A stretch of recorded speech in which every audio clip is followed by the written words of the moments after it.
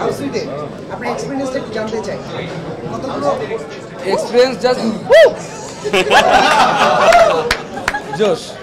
ও আমরা আসলে যে পরিমাণ মজা আপনারা স্ক্রিনে দেখছেন তার থেকে আরও 50 ভাগ বেশি মজা আমরা অফ স্ক্রিন করেছি actually. So there is a very nice video আমাদের মায়া মায়া লাগের একটা সামনে আপলোড হবে, ওটা সামনে আপলোড হবে। সো মানে আমাদের ভিলেনের সাথে ওর একটা ভিডিও আছে মায়া মায়া গান, সেখানে আমি আমার পার্ট প্লে করেছে পাবল ভাইয়া আর অপূর্ব ভাইয়া পার্ট প্লে করেছে ভাইয়া সামনে আসতে চাই। New villain in town. ফিলিংটা জানতে চাই। হাউ হট ভাই এবারে ফুল ভাবে বললে হবে না তো। ওই তো হাউ হট ভাইয়া শিবু ভাই আর আপনাদের একটা ডায়লগ আছে না, যেটা হচ্ছে আপনি পারেনকে অ্যাপ্রোচ করেন যে উইল ইউ ম্যারি মি, এটা একটু দেখতে চাই এখানে। দেখে না আপনি বেরোলেন এটা দেখা যাবে না, ওটা ঈদের দিন দেখে 25 টাকা দিয়ে দেখতে 25 টাকা দিয়ে।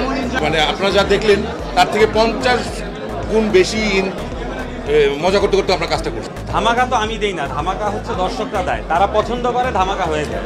এগুলো আপনার মাথা থেকে কিভাবে সেই যে এতগুলো সেলিব্রিটি আমার তো মনে হয় সবচেয়ে বড় সেলিব্রিটি আপনি। না না, বিষয়টা ওরকম না। বিষয়টা হচ্ছে আমি সবসময় পারফর্মার খুঁজি। সো আমার কন্টেন্টের জন্য আমার কাছে মনে হয়েছে একটা হিরো দরকার, একটা হিরোইন দরকার, যেটা আমি পেয়ে গেছি অপূর্ব ভাই এবং ফারিন। আর এছাড়া আরও অনেকগুলো চরিত্র দরকার যারা আসলে একদম রিয়েলিস্টিক অ্যাক্টিং করবে।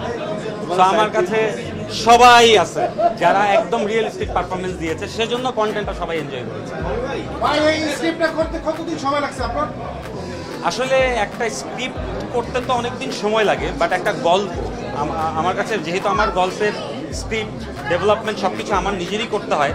সো আমার কাছে ধরেন এখনও অনেক গল্প আসে যেটা হয়তো বা আমি আজকে থেকে 2 বছর পরে বানাবো। সো আমার প্রত্যেকটা গল্প আমি আসলে অনেক সময় নিয়ে যত্ন করে করি, সেজন্য অনেক দিন পর পর আমার কাজ আছে। কি বলবো, অনুভূতি কি বোঝানো যায়, বলা যায়? অনুভূতি কখনো বলা যায় না, অনুভূতি কখনো বলা যায় না, অনুভূতি বুঝে নিতে হয়। একটা মানুষের চেহারা দেখে তার কথাবার্তা বলে সবকিছু মিলে অনুভূতি বুঝে নিতে হয়। কারণ আসছি তো হাউস সুইট দেখতে, পরিবেশ পুরাটাই সুইট থাকতে হবে, ঠিক না? ব্যাপারটাই হয়ে গেছে হাউস সুইট। এই যে এখানে যারা আছে সবাই হাউস সুইট, ঠিক না? আর আমার একটা প্রশ্ন, এই যে এত ক্যামেরা, সবার কেমন লাগছে সেটা বলো, জোরে বলতে হবে, হাউস সুইট বলতে হবে সবাইকে, এত স্লো বললে হবে না। হাউস সুইট জোরে বলো। হ্যাঁ হ্যাঁ, খুব ভালো, খুব ভালো। এই যে আছে, এই যে সবচেয়ে সুইট, সবচেয়ে ছোট দর্শক, হতেও পারে যদি সবাই চায়। এই সবাই ক্যামেরা যারা আছে তারা চাইলে হবে, নাহলে হবে না। সবাই কি চায় জোরে বলো। হ্যাঁ ঠিক আছে, পলাশ কই কি বলে আপনি দেখে আসবো শীঘ্রই আরেকটু প্রিপারেশন নেই, তারপর চলে আসবো। আসলে ধামাকা কিনা জানি না, বড় পর্দায় আসার জন্যই আসলে প্রস্তুতি নিচ্ছি। সো চেষ্টা করছি, প্রতিনিয়ত শিখছি। আমার কাছে মনে হয় যে আরেকটু সময় প্রয়োজন, সঠিক সময় আমি বড় পর্দায় আসবো।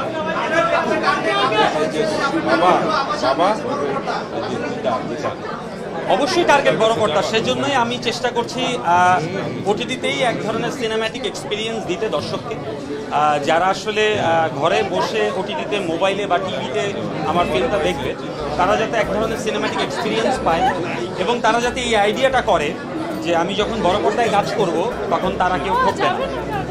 এটা ডিরেক্টর জানে, এটা ব্যাচেলার পয়েন্টের ডিরেক্টর হচ্ছেন অমি ভাই। ব্যাচেলার পয়েন্টের শুরু থেকে শেষ পুরোটা ভাবনা হচ্ছে অমি ভাইয়ের। সো আসলে এটা অমি ভাই ডিসাইড করবে এবং অমি ভাই সিদ্ধান্ত নেবে, বা কিংবা অমি ভাই আপনাদেরকে জানাবে কবে তিনি ব্যাচেলার পয়েন্ট নিয়ে আসবেন। আমরা অপেক্ষা করতেছি আপনাদের মতো। দেখেন, হিরোর চেয়ে ইম্পর্টেন্ট হচ্ছে ও কোন চরিত্রটা প্লে করছে, সেটা আসলে অডিয়েন্স রিসিভ করছে কিনা। তো আমার কাছে মনে হয় যে পলাশ একজন অভিনেতা, ওর অভিনেতাই থাকা উচিত, ও অভিনেতাই হোক। ডেফিনেটলি অমি ভাইয়া বা আমাদের সবারই যেটা ছিল যে এন্টারটেইনিং একটা কন্টেন্ট বানানো। সো ডেফিনেটলি হলের সবার রিয়াকশন দেখে মনে হয়েছে যে উই আর সাকসেসফুল। আসলে আমরা এই কাজটা অনেক দিন সময় দিয়ে তারপর করেছি এবং এই কাজটা করতে গিয়ে অনেক ধরনের বাধার মুখে পড়তে হয়েছিল আমাদের শুটিংয়ের মধ্যে একটা অ্যাক্সিডেন্টের ঘটনা ঘটে এবং সেইখানে ওই যে ওর হাতে এখনও দাগ আছে। সো সবাই আসলে অনেক এফোর্ট দিয়ে আমরা কাজটা করেছি এবং আমাদের একটাই উদ্দেশ্য সবার যে ঈদে দর্শকদের এন্টারটেইন করা।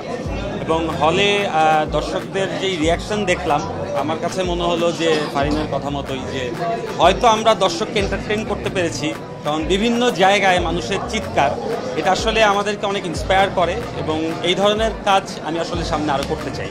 I mean, struggle is a part of life and part of our career. So definitely কষ্টটা তখনই সার্থক হয় যখন দর্শকদের মধ্যে থেকে আমরা যেটা মানে ভিশন চিন্তা করি সেই ভিশনটা যখন দেখি যে দর্শক পর্যন্ত পৌঁছাচ্ছে। সো ডেফিনেটলি হলের রিয়াকশন তো খুবই ভালো। ওটিটিতে যখন রিলিজ পাবে আশা করছি সেম অথবা এর থেকে ভালো রিয়াকশন পাবো সবার থেকে। সবাই খুব এনজয় করবে কন্টেন্টটা।